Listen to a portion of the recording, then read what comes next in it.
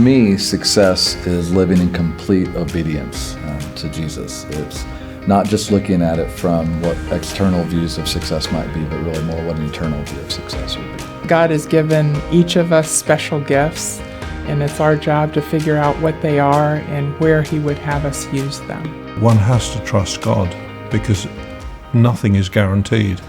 Even health and the length of our life is not guaranteed. Impacting the marketplace with our faith, that we demonstrate that faith every day in what we do, how we do it, that it leaves anybody that we do business with. They leave our presence with a desire to grow closer to God.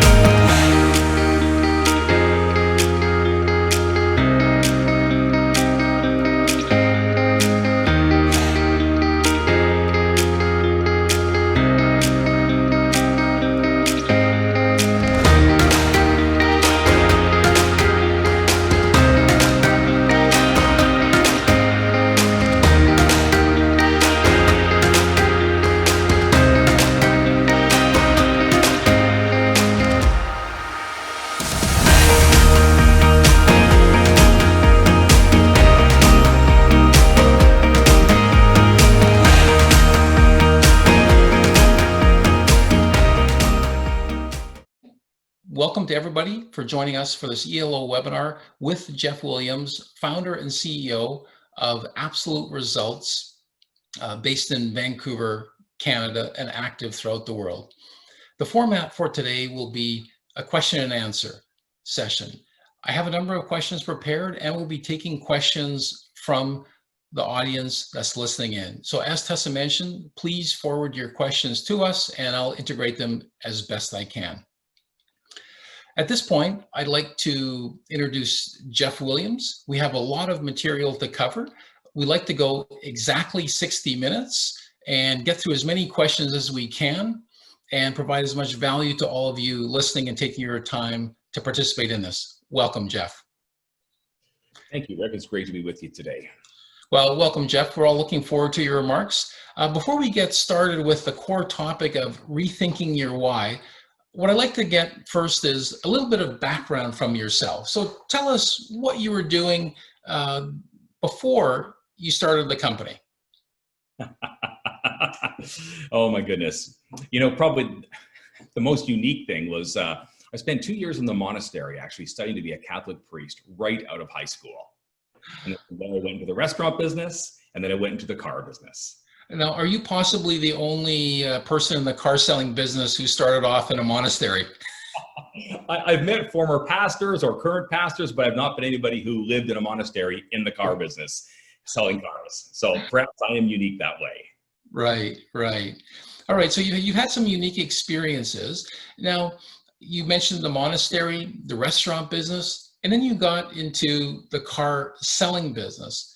So perhaps you can just start off by explaining to people what your niche in the marketplace is and how you came up with this idea. Got it. Yeah. So, you know, like most people in the car business, it wasn't my first choice. I didn't grow up wanting to be in the car business, but I got in the business and fell in love with the people and fell in love with the business and was able to find a really unique opportunity. It was actually, I got into the business working for a training company, a company that would train showroom selling skills. Now this is about, oh my goodness, 24 years ago. So we're talking, 1996 and just before the internet, began to burst out there. And so what I found is a lot of dealers needed help training salespeople on phone skills. And the company I worked for didn't have any phone skill training. And yet more and more customers were phoning dealerships for information rather than just coming down to the store. So I found this unique opportunity where I could develop phone training skills and do phone training workshops in car dealerships. And that's how I began. Well, Jeff, one of the first times we met, a question I asked you was, now you're helping people in the car business sell cars. So then the obvious question would be, aren't they supposed to know how to do that? So how could you have a niche? Like, what was the secret sauce that you provided to these dealerships that they couldn't do themselves? Well, in the car business, there's a huge amount of turnover in the retail car business. and there isn't a lot of formal training. I mean, anybody can just start selling cars, and some people have an intuitive, natural gift to connect with people, and they do really, really well. But without a solid process to follow, it's challenging to have consistent success. And the business also is very unique. I don't know any other business in the world that every 30 days does a complete complete financial year end. So you have intense pressure every day to perform. So when you've got that intense pressure, very tight margins, you've got a staff that's a lot of turnover, and there's no formal training to get into the business, it makes it a very unique business. And yeah. And as we know, when we look at people's expenses, typically we'd say the biggest expense is your home, next is your car. So what you're describing is this interesting dynamic of car dealerships, and maybe the car manufacturers and brands themselves have these very expensive products that are not, in their mind, being sold effectively. Are properly represented in the market. There is that gap for certain. And that's, you mentioned earlier, how did I develop my company? Well, I started doing a telephone training workshop, and I had 2 years of industry experience. So I'm going out and training, but I know I'm not that good, and so I was hungry to learn.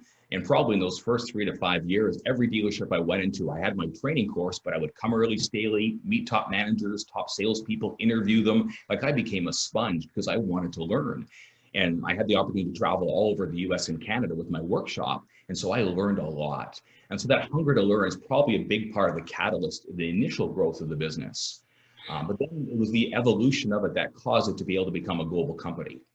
Well, and that's what I'd like to just highlight for people that, so you started in the Vancouver area, and you began in a very modest manner as a single guy with this idea to help people sell. And now just describe the scope of your company prior to the pandemic. How many countries, how many people, how many employees? Well, last year, for example, we worked in 19 countries. We worked with over 2,000 unique car dealerships. We actually helped those dealers physically with one of my trainers in their store sell over 96,000 cars, eyeball to eyeball, customer to customer. So we do have a really global scope. Over 140 trainers, over 140 office staff, offices in Europe and Australia and Canada. But, we were talking a little bit earlier about that shift. How do you go from training to actual selling? And if I think back to my early years in the car business, I had this hunger to learn and add value. Yet within 3 or 4 years of going out and training, I was frustrated by two things. First, I was frustrated by the fact that what I was training was so good, but it wasn't sticking. Especially car salespeople, they need to learn by doing. So I'd go back a month later, and everything I trained the month before, they'd forgotten 80% of it. So that was one of my frustrations. And then the second frustration was that dealers would often cancel training. They go, training's great, we need training, but you know what? We had a tough month, and so there was this challenge getting dealers to consistently invest in their people. A lot of them didn't know if the people were going to be there in a month or 2 or 3 with all the turnover. Right. So it was about 3 years into my training back about 21 years ago. I thought, man, we need to not just teach them how to take calls and make appointments. We actually have to make appointments with them.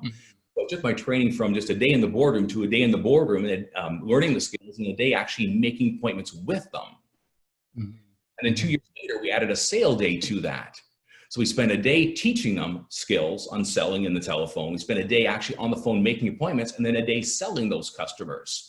So in those first 5 years, the concept of a training event where the salesman would learn skills and get to practice and use them. So there's some muscle memory developing, and they had success. So it's reinforced emotionally in their brain. And then the dealer gets a week's worth of cars sold in one day. It's like putting candy on the vitamin. Right.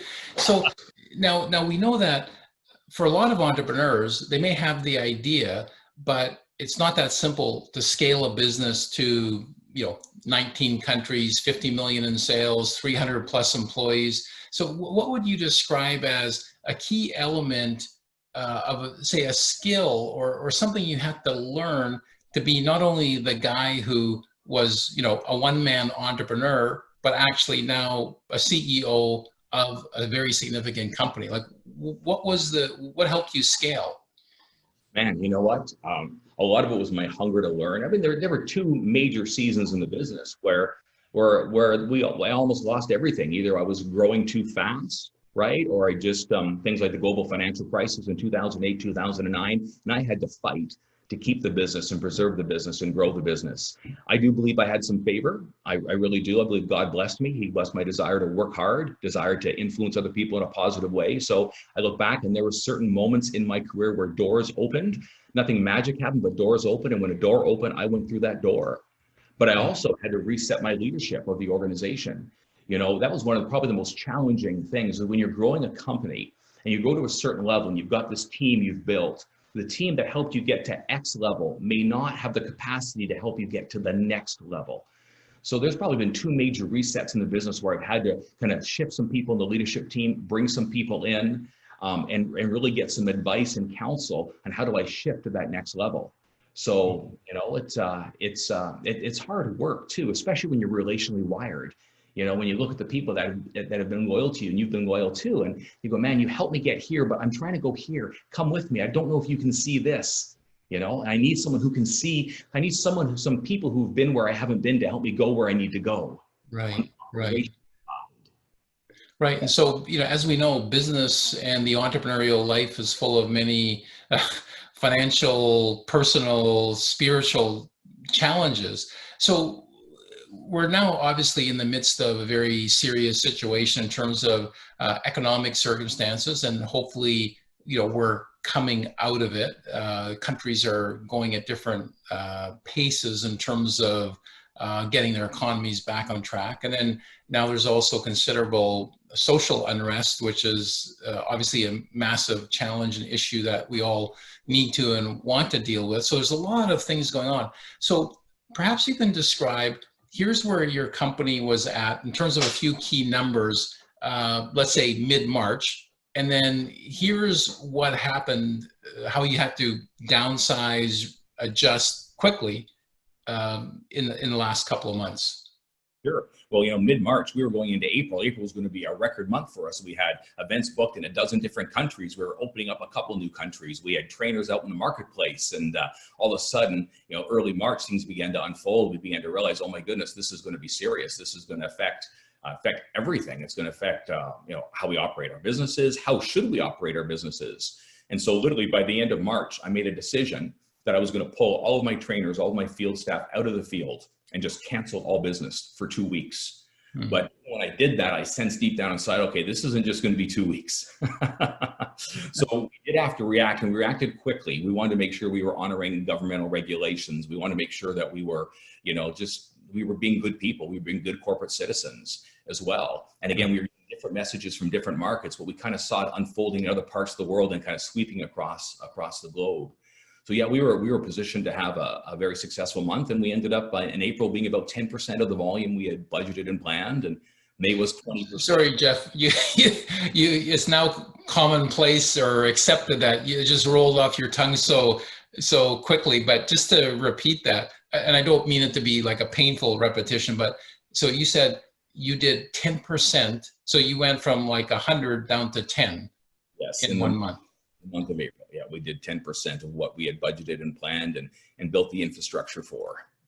And then now, how could you, one of the key concerns for, let's say, business people listening, or just people who are interested in your story and how you react, I mean, what part of your overhead can you reduce? I mean, your revenue goes down from 100 to 10. Obviously, you have overhead to support 100. Yeah, we absolutely do. I mean, we took some drastic measures in laying off some staff. We've been able to bring some of those staff back. We did have to, substantially lean out the organization. We certainly did do that. We also had to work very hard in looking at the financial side of our business. And thankfully, we'd worked for 3 years to, at least to get our finances in order and to have monthly reporting and statements, and to reach out to some of our financial partners and say, okay, how do we secure the business? And then how do we secure the business in a way that if this goes 3 to 6 months, we can come through? So, we did the right things, just as any good business person does, to look at their operations. What can they lean out? All the leadership team took reductions in their pay, which they all came to me and they were very open to do and understanding. We reached out to different field staff. So it was a combination of, certainly we had to financially put a plan in place to try to say, how can we make sure we come through? And then how can we come through with as many as the people as we need to come through with? All right. So there's a financial piece is one of it, but the other piece too is to go, okay, now how is this going to affect our business? How is the world changing? Because the business of tomorrow isn't the business of yesterday, and the business of today is somewhere in the middle.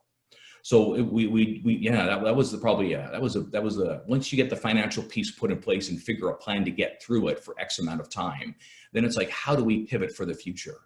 Well, and Jeff, if I can maybe just emphasize that point, because in our previous discussions, you've really highlighted how there's this idea of, and for everyone listening, this notion, a key issue is your business or situation, whether it's a church, nonprofit, or business, is this something to be endured? And then we're going to get back to the new norm. Then we're going to get back to sort of a slightly new, but it's still normal. Or is this, this is a whole new reality. And if you're counting on the normal, now you could say with churches too, because, all these organizations, but let's say in your specific business, what do you see how do you see your industry changing fundamentally as a result of this? When change happens, John Maxwell always taught us, first thing a leader needs to do is define reality, right? Then they need to communicate some form of a message of hope. And then they need to build a plan, kind of in that order, right? So, I took that advice. We looked at the reality of the business. And one of the things that I've done both internally and externally is I did a talk a little 6-8 weeks ago that I framed March 1st, 2020 was 100 years ago. And so I told that to my people. I told that to my team. I told that to the industry. Why? Because I wanted to make a bold statement that would cause us to shift towards the future drastically enough. Everybody, including me, we wanted to go back to yesterday. We had some success. We were having impact. We thought we had worked hard to get where we were, and to have it just kind of pulled out from under you.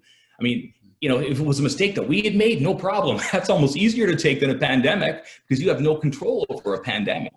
So in the situation, framing the change boldly to my team to say, okay, we know society is changing, and I know our industry is going to change drastically. How do we prepare for it?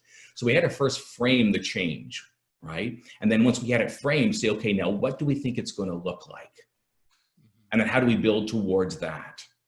Right. So there's a couple of questions I saw. One's a simple question. The person wants to know, if you move your head to one side, what's the third piece of that sign behind you say? Oh, working hard. So someone had asked, what's back there? Now, another question, which is interesting, is, and I'll just rephrase it a bit, but we live in this era of apparent, fake news. So we hear that expression all the time. And this is different than previous years where we get skeptical of many sources, and we actually don't know really what's accurate or not. So from your standpoint, how do you, when you're making these key decisions, obviously you need good information from good sources for your decision making. So how do you go about that, trying to discern trends and filter these things? Yeah, one of the things that we did, and this is something, it was my leadership team that came up with this strategy, so I won't take all the credit for it, but once things were shutting down and I pulled our team out of the field at the end of March, we took 2 weeks and we said, you know what, we know a major shift is happening. We don't know what it's going to look like, how long it's going to last, but let's reach out to every client we have. Let's call hundreds and hundreds of dealerships, and let's just call them, not to sell them anything, just to call them, go, hey, how are you doing? How are you doing? And is there any way that we can help you and add value to you in this season? And to listen. And we spent 2 weeks just calling our clients with a helpful call. Can we be of help? And not allowed to sell a thing. Now, some eventually said, would you help me communicate to my customers? Can you do some letters? Can you do some phone calls? But that helping message was powerful, because then we did the exact same thing for our dealers, because we realized the power of just calling a customer to say, hey, how are you? I care about you. The world's going crazy. Are you okay? And then we ended up, our dealers had all these customers, and one of the things we have to be careful is when crisis comes, that we don't freeze. Right? As a business, you exist for one reason only, to care for customers and to serve customers. So when there's crisis, you need to keep talking to your customers, even if you really don't know what to say except, how can I help you? And so we literally pivoted, and in the back half of April, we found ourselves, working alongside our dealers, calling their customers and doing what we call a goodwill call. Just, hey, can we help you? How are you? You're trying to do payments. Do you need to downsize into a smaller vehicle? Do you need a vehicle for a family member? Do you need a service appointment?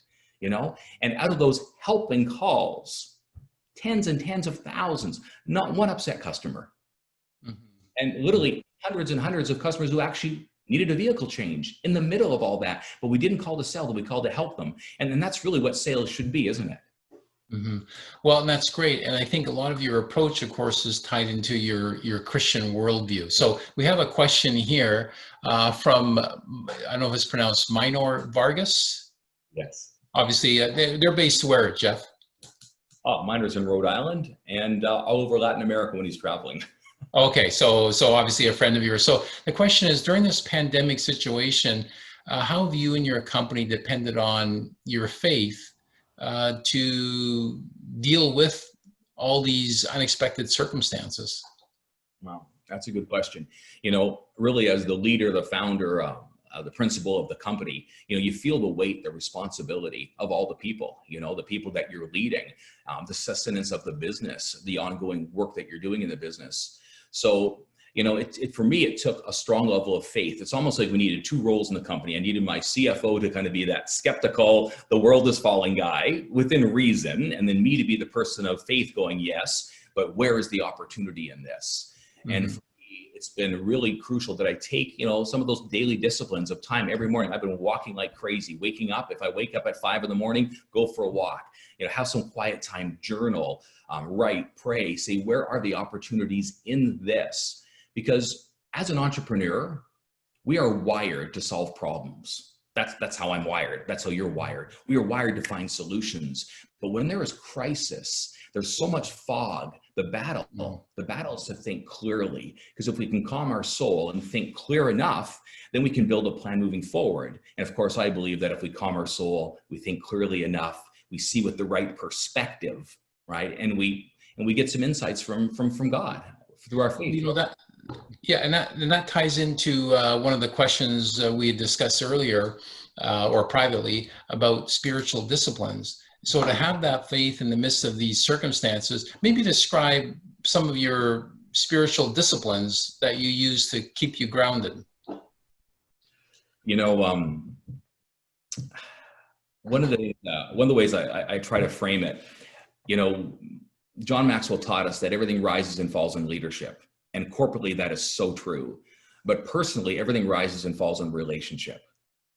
So my first relationship is my relationship, obviously, with my creator, with God. And that's where the spiritual disciplines come, that I need to work to fortify that relationship, especially when my world is being rocked. So again, it's having a tight group of people around me that I can reach out to and bounce ideas off and call for encouragement and call for prayer. It's also having time to really journal and to read and to take quiet time to calm my soul. So going for walks every day, reading every day. Both I read from the Bible and also some books of people of faith that have led organizations through challenges and through crisis.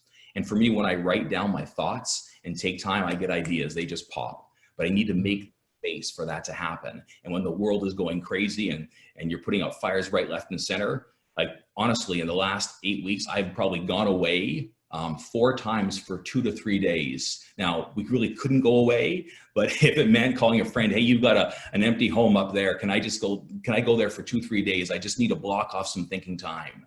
That's been a big part of it for me. Making time in a little boat there and just journaling away and finding space to go, okay, what's happening here? And then when I get these ideas and insights, bouncing it by an inner circle and an outer circle. And I've been delighted in many ways by the little gems that have come. And I'm trying to look at the industry and where it's going and how my company can make an impact and how I can live out my calling in the industry. That again has come out of my taking that time, that quiet time. Well, and you refer to, an inner circle and an outer circle. So let's just say, a group of believers, some fellowship. Let's say, we know that's a challenge for people in the present situation where there's social distancing, gatherings of people are curtailed. So maybe, do you have any tips for people as to how to stay connected with others in this time. I have worked, so I've never done more Zoom or Google Hangout sessions than ever, or WhatsApp chats with people. I've done that. I have had an inner circle that, fortunately, they live close to me in our area, and we made a point when we could gather only in small groups that we gathered still together regularly. But certainly phone calls. I mean, I've been spending time on the phone just connecting with people. So I've been intentional of who I'm reaching out to on a regular basis. And so I've just literally, I've never been so intentional about communication in my life, both in corporately, the key players in the company, reaching out regularly, sending out video messages to my team, but then also on my own personal side with my network. Even though many are around the world, getting on Skype calls and calling each other and having time. Yeah, well, I think that's great, because it seems like a lot of people have cocooned themselves a bit in this present situation. There's another question that came up, and this I think is a real struggle and challenge for any entrepreneurs who build a company and love their people. So the question is, besides simply a financial reason, is there any moral, ethical, or even theological struggle regarding laying people off? And now it's interesting because there's a little follow-on question. An employee might say, well, a company had, record profits last year, but then this year at the first sign of trouble, they're laying me off. So as a, Christian builder of a business, how do you think through this whole notion of, having to lay people off? Yeah, it certainly does weigh heavy on me. I mean, I'm proud of my organization, the people, and how we care for them, and how we provide for them and give them opportunities. And so it's certainly your self-image, ego identity as a provider gets hit when you just simply can't, right? When you just simply can't.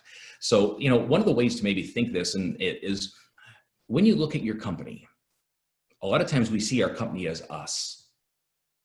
But legally, in Canada anyway, in most countries around the world, when you start a company, that company becomes a person legally. All right, and it's a legal entity, it's a person. So I often ask myself, okay, what does Absolute Results need, the company need from me, Jeff Williams, as the CEO, to run it effectively and efficiently? What does the company need to do to be a good person, right, to the people in the company? What does the company need to do to be a good corporate citizen? What does the company need to do to be effective in the industry? And so when you begin to see the company as its own separate entity, as its own person, it gives you perspective and allows you to go, okay, how is the company a good person, right? And what do I need to do for the company? And what do the leaders need? What is it demanding? What does it need? Not does it want, what does it need from every employee? One of the things that makes it even more challenging in this season is when I see the changes coming in the industry, and there are massive changes coming in the auto industry, I see it. Right? Because we're in so many different markets. I mean, you look at the US, there are dealers doing 100 remote sales a month, which means the customer isn't even coming to the dealership, right? Even in Western Canada, when in April, where we didn't have full lockdown, there were some dealerships, they kept selling cars. And in fact, some did it without any salespeople, and they sold 70% of the volume just with sales managers. Now, that's not sustainable, right? You see everybody now, and now there's a financial need. We have to catch up from what we lost when we lost 80, 90% of our revenue for multiple months. And so we need to address that reality. We do have to operate leaner. One of the things that I think we've all been guilty of, we've had a 10-year economic run, right? Since the global financial crisis, 11-year run, relatively speaking, right? Little burps here and there. And so what we've tended to do is when there was a process problem, we just added people to it. We've had people to process problems. And so now as an organization, we have to go, okay, we have to be leaner, but the answer isn't just eliminating people. That's not being a good person, corporately or personally. And so you're going to see pendulum swings. For the last 10 years, we just hired people to be, and we didn't think maybe clearly about our processes and the changes. So now the pendulum swings going the other direction, where we got to be lean because there's all this financial pressure. Well, it's not about leaning or less people. It's about maybe the productivity of every individual. Right. Yeah, I want to bring back. We just got to find a way where everybody, when they come back, can be 20 to 30% more productive. That's the challenge. Right. Right. No, that's a great way of putting it. Now, it's interesting because there's, and I should highlight for everyone, please keep submitting questions. We've got a bunch of questions here. I think I'm getting through most of them.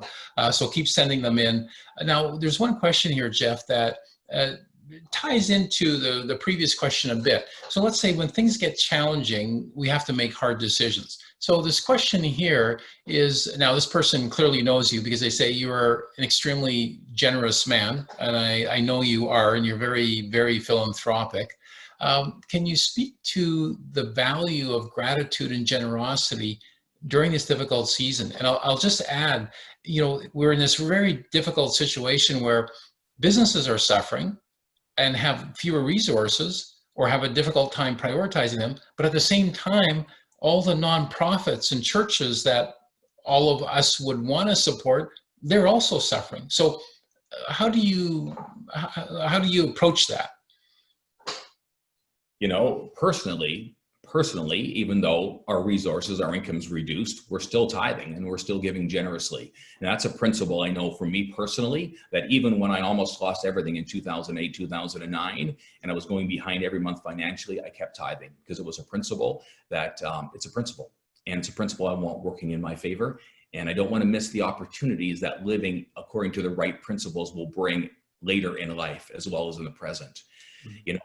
You talk about gratitude, and gratitude is huge for me. Everything is a gift. Everything is a gift. I was talking to someone who said, well, do you wonder why this is all happening? Do you ask the question why? And I go, no, I don't.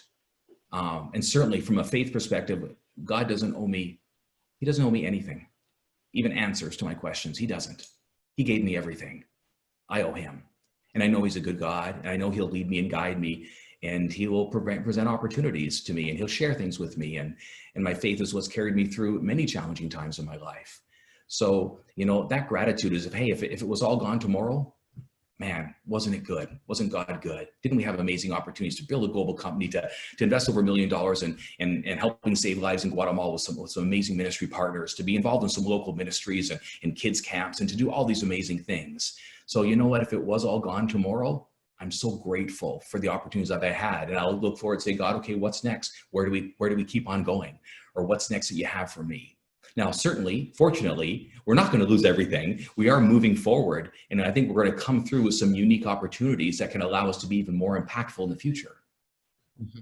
Well, the way you've described that, it's interesting because, from our previous discussions, I know because of some of the challenges you had personally and business-wise, that you have I think probably more grit, more resilience than virtually anyone I know, and it's tied in with your faith. So maybe just talk about the spiritual version of grit and resilience, because I think it's maybe easy for someone to hear it, but I know in your life there's a lot of substance behind that. So how have you just kept pressing on, as Philippians would talk about, fighting the good fight, running the race?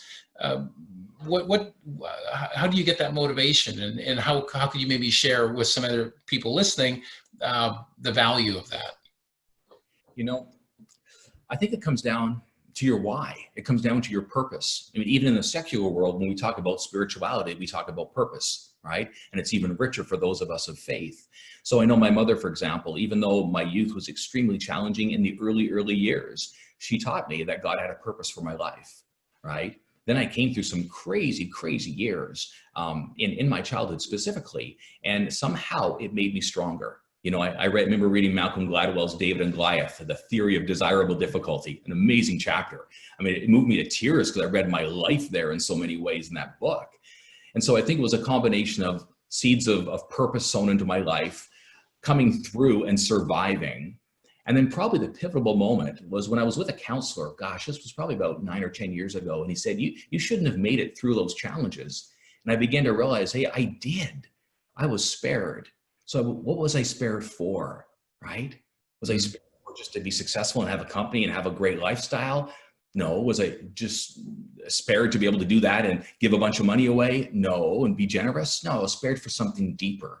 So when you begin to understand that purpose, and then you can tie it to, we'll call it a calling, then all of a sudden that resilience grows because it's not just about you. You're part of something bigger. Right. And so in a sense, if you lose your business, you still have your calling. Now, so one question, there's a question here. It relates to what is the purpose of your company and how do you remind yourself of that purpose? So maybe just tie that in with, you have your calling, so your individual calling, and now you're stewarding a business. So how do those two work together? Like what's the purpose of the business and how does that tie in with your own calling? Sure. Thank you. That's a great question. And I've given that a lot of thought in the last few weeks, in the last couple of months.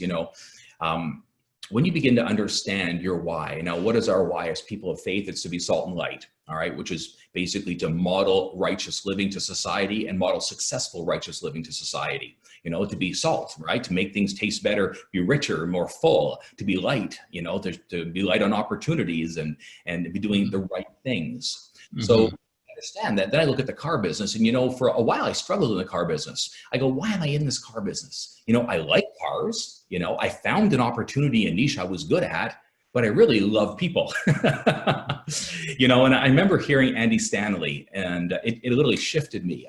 Probably about 5 or 6 years ago, I heard him say, if you want to bring transformation to an industry, find the thing that can't be changed. But if it could be changed, would change everything. And try to change that one thing. I thought, wow. And then intuitively, I knew what that one thing was. I knew that so much of what I didn't like about the car business, like amazing people in the car business, but some opportunistic people and opportunistic practices, right? So I thought, man, the car business has built its success on extracting values from customers. How much value can I extract? How much profit can I make per transaction? But if it could actually shift its mindset from how much value can I extract to how much value can I add, oh my goodness, that would change everything. Mm-hmm. So I began to realize that if I could shift my products and services to make sure in everything I did, there was a message about adding value, that any of the marketing pieces or sales techniques that were a bit manipulative, perhaps, that we inherited or maybe wrongly developed, that maybe I needed to shift those into authentic conversations about adding value. And we began to shift the organization to a focus and a purpose of helping car dealers add value to their customers and us adding value to them. Because if we could do that, it'll change everything. Mm-hmm. No, that's great. And I want to keep getting through the questions. We have a lot of questions coming in and please keep them coming. Here's a question. The person says, from your Egyptian friend, Michael Khalil. So it's good we have some Egyptian friends listening in and watching. So how do you picture the world after this pandemic? So maybe the way to respond is, so we talked about it as, you think to sum up, would you say it's a structural turning point that things will, like that we can't go back, and that, let's say for people listening, whatever your industry is, you have to discover, let's say, the new reality?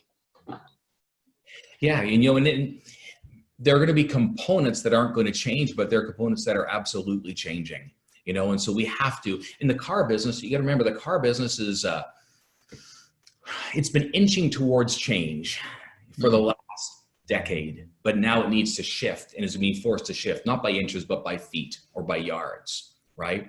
So we've got shifts happening in the industry. I look globally, we were doing events. France opened back up, and last weekend we were running events with our trainers and dealerships, and it was almost like the good old days again.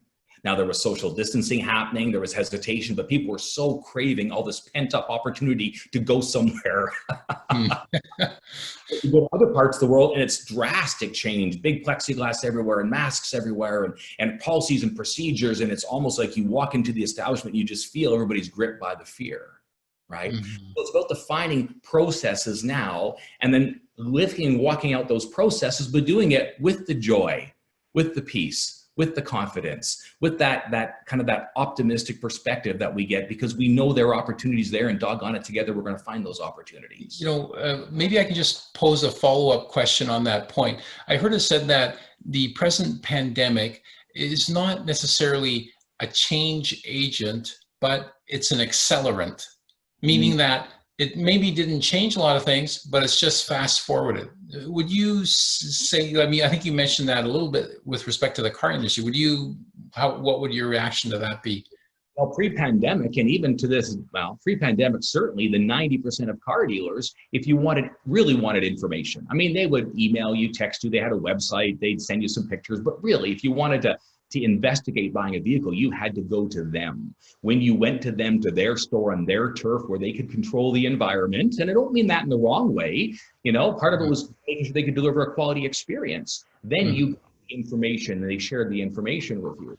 So one of the things that we invented in this last, literally, 6 to 8 weeks was something we called a virtual options review, where we would, with dealers, reach out to their customers and say, hey, you don't have to come to us.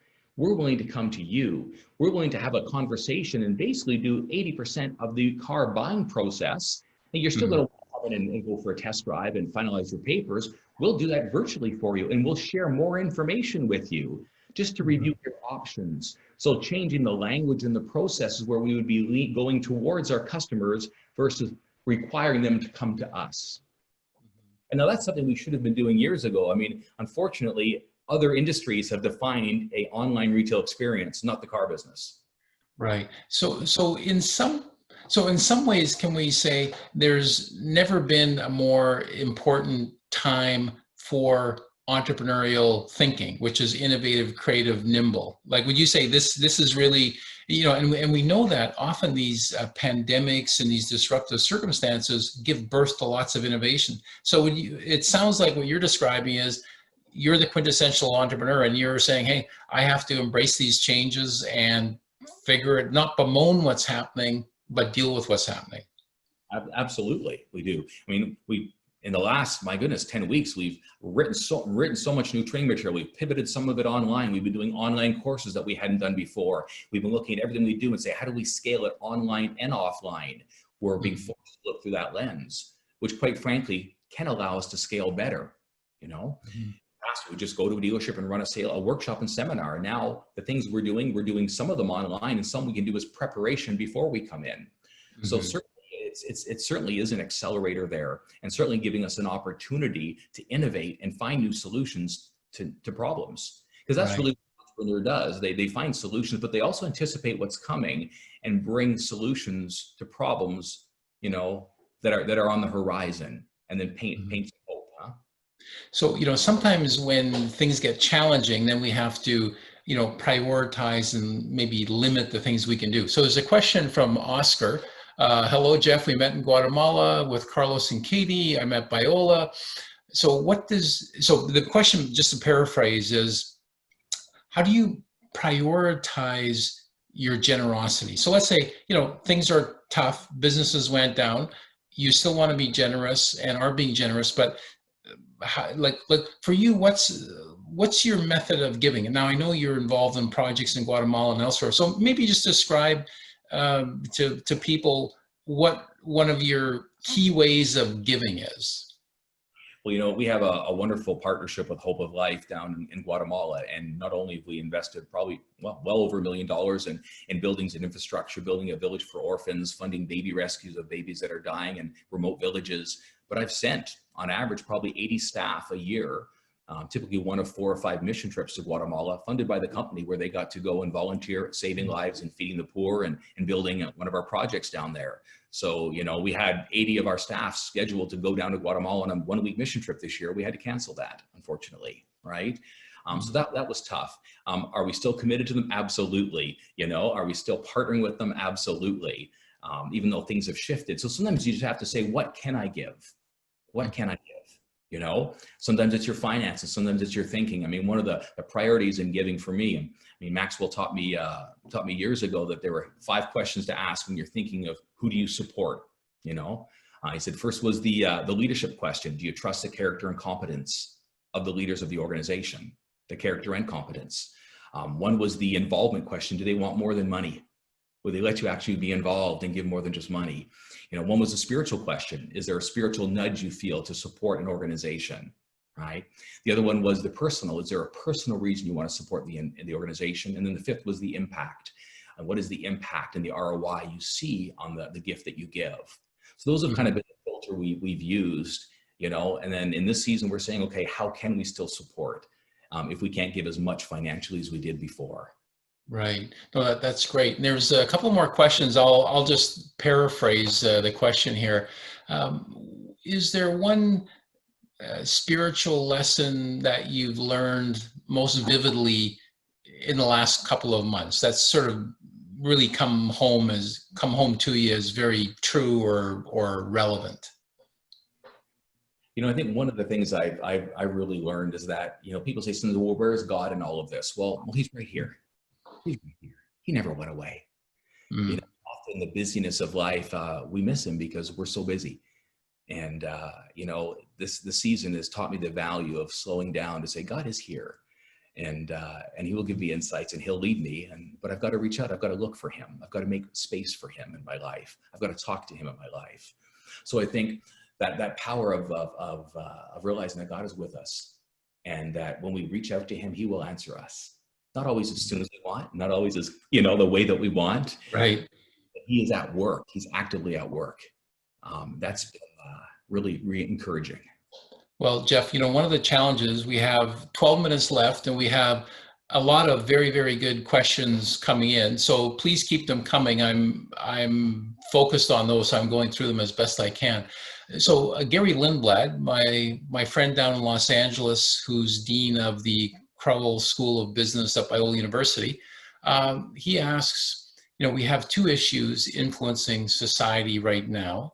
And of course, he's down in LA, but obviously this is North America, like literally worldwide. So there's two issues, the pandemic and racial justice.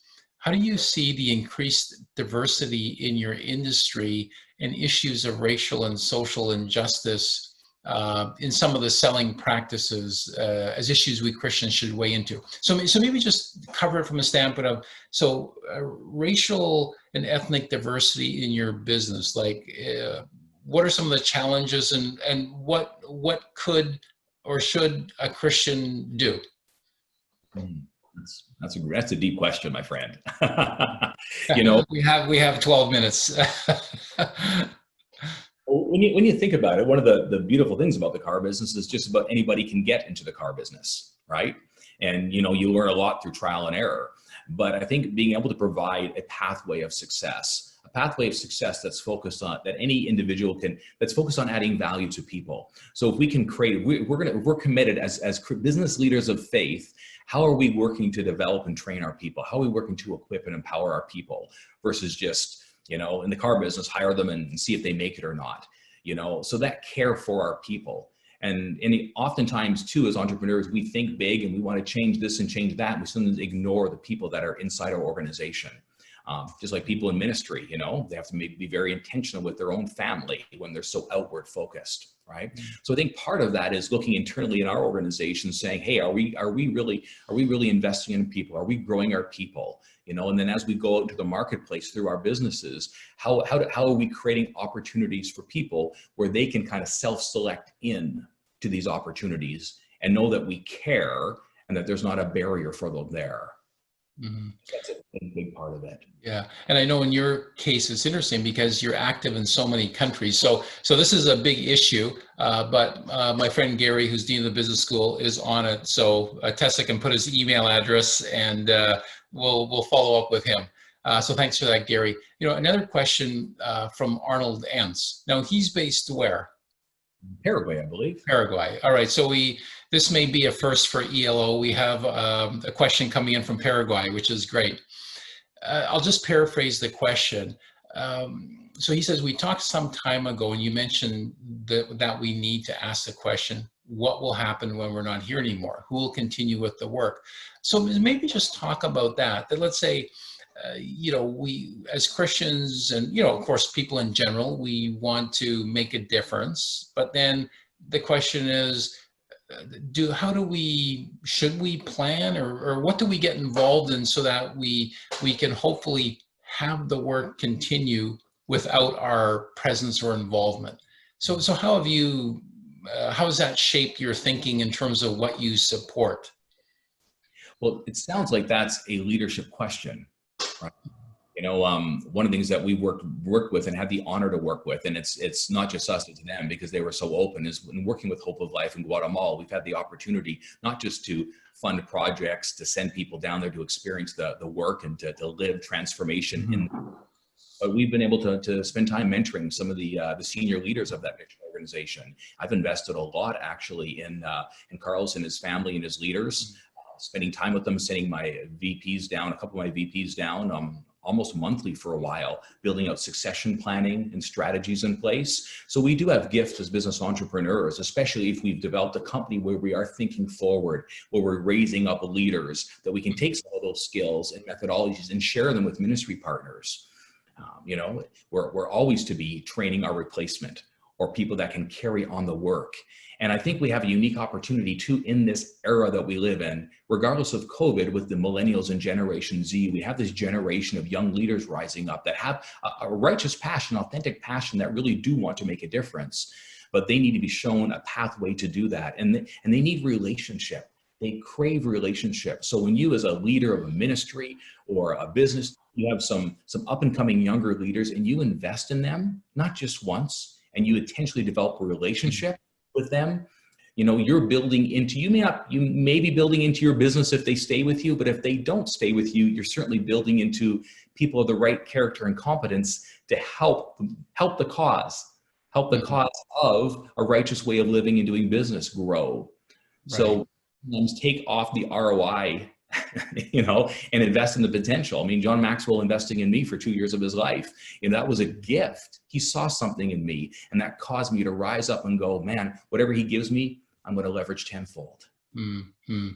That's great. We've got about 7 minutes left, and we have a handful of questions that you mentioned to me that you wanted specifically to make sure we covered off. So I'll just read them off. Or the first one, so I'm sure I've got it straight. Leaders can often be lonely, and more so during a time of lockdown. So what is your approach to getting good counsel? So you talked about inner and outer circle.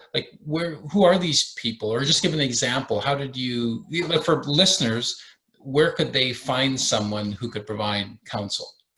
So for an inner circle, those are your core leadership team of your organization, the leaders that you trust to run your business.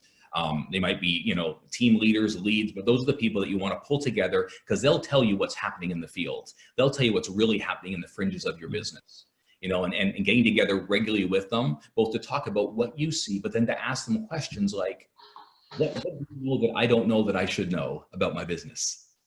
So that's your inner circle, kind of your operational leadership team of your organization. But then the outer circle is outside of that, because every one of those leaders, or the majority of them, and I don't mean this wrong, they have a bit of an agenda. They have a job, to do, and they do want to please you. And it's too easy for everybody to lie to the king, right? So you have your inner circle, that on the operational level that you meet with regularly and share with and talk with and dialogue and try to understand and learn from. Then you have your outer circle, people outside your industry, people that are smart, that care about you, that understand your mission, that share your values, and that you respect, that can speak into you both corporately and personally. And another question related to, has this present pandemic provided an opportunity, or new opportunities to connect with people from a Christian standpoint? It has, as I shared with you, when I began to understand that my purpose in my life, in the car business, was to help it shift its mindset from, extracting value to adding value. And then the leadership training we were already developing the last 18 months to 24 months, going out and training sales managers and general managers of dealerships, taking that together and be able to say, how do I frame it in a way that's going to not just be acceptable, but attractive? So if I give you one example, when a car dealership, we'll talk about the dealership, looks at a customer, they're looking at a customer thinking, hey, how do I sell them their next car? How do I sell them a car today? They live in the world of today. And so they're very transactional, which is extracting value. So now a lot of our training with dealerships is saying, hey, you have to stop thinking transactionally and start thinking portfolio. Start thinking of the yield. Start thinking of your database as a living organic group of customers that if you actually take really good care of them, they'll buy multiple vehicles. So the way a secular way of framing adding value is we need to shift from transactional thinking to portfolio thinking, which is which is righteous, which is a righteous way of trying to serve them and add value. So they want to come back to you. Right, right. No, those are good points. And we've got a couple of more questions I want to get to before I pose the last question. So I have a friend from Singapore. So he asks, what gives you the courage to engage in business despite the threats of loss and vulnerability, which I assume means, business-wise? I mean, we know entrepreneurs, like you've almost lost it all. I think you said a couple of times. Yeah. Well, why not, go into a less risky occupation? Well, three things, I've asked myself that. I asked myself at the end of last year, why am I building a 10-year plan for my business and beyond? Right? It's been 24 years now, and we've had some good success. And I think there's three reasons. Number one, I want to continue to hone my entrepreneurial gift. And when you are living on the edge, when you are trying to innovate and create and walking through crisis, something is honed on you. Your skill sets get developed. And so I want to keep developing that entrepreneurial gift that God's given me. Right? The second is my why. I see the industry, an amazing car industry that is in the middle of transition, and it's going to be forced to change even more with mergers, consolidations, electric vehicles. The whole world is going to change. That change, people that think right, people that are focused on adding value, I think there's an opportunity to have a voice in that world more than in the past. And I don't want to miss that. And the third is continue to develop a successful, growing organization and vibrant. Then I can continue to be generous to the people that have come on the journey with me. And then as an outflow of the different organizations we're able to support together. And I'd like to be able to do that much more than I've been able to so far. Right. Well, we have another question here. This is from Eric in Paris. So if somebody from Paris asks a question, I automatically think of my favorite cafe in Paris. So we have to pose this question. And you can answer it in French if you'd like to, since everyone in Canada is, can understand that. So what is your definition of success? Oh, I know that's a tough one. That's a tough one. Oh, you know what? At the end of the day, I think of the parable of the steward and the talents. I just want, at the end of the day, I want my life, I want the conversation that's going to come at the end of my life to be, well done, good and faithful servant. You gave me, I gave you this, and you didn't squander it. You weren't selfish with it. You appreciated it, and you used what I gave you to impact as many people as you possibly could in your life. Right. That success would be, yeah. No, that's great. We've got 1 minute left, and we want to get to the final question, which is, what would you want to have people walk away with? Like, what's a major takeaway in terms of, the topic, which is, rethinking your why, and maybe, give an example if you can. Sure. I would take that question that helped me 5-6 years ago. What's the one thing in the industry that you are engaged in, be it ministry and part of society you're engaged in, that can't be changed, but if it could be changed, would change everything, and then actually drill it down. So I start with, in the industry, we have to shift from extracting value to adding value. As a dealership, we have to then shift from thinking transactionally about our customers to thinking portfolio about our customers. Mm-hmm. For a sales manager, when I look at my sales team, instead of extracting how much can I get from you, correct and direct, I actually have to inspire you and coach you and develop you, add value to you. For a salesperson on a lot, when a customer comes on the lot or phones in, instead of thinking how much money can I make selling you a car, hey, what problem can I solve for you? How does a new vehicle make your life better? So start at a high level. What one thing can't be changed, but if it could be changed, it would change everything. Mm-hmm. And then take that and drill it down through the organization and the different workings. Well, Jeff, that's a great answer to the final question. We've covered a lot of territory. Thank you very much for sharing your insights on rethinking your why. I'd like to also thank our audience, which is truly from around the world, Singapore to Paris to South America, North America. So we've had a lot of great questions. And for all of you who are listening, thank you very much. And ELO will continue to deliver occasional webinars, and we look forward to seeing you again in the future. Thank you. My pleasure. Great to Thanks. see you.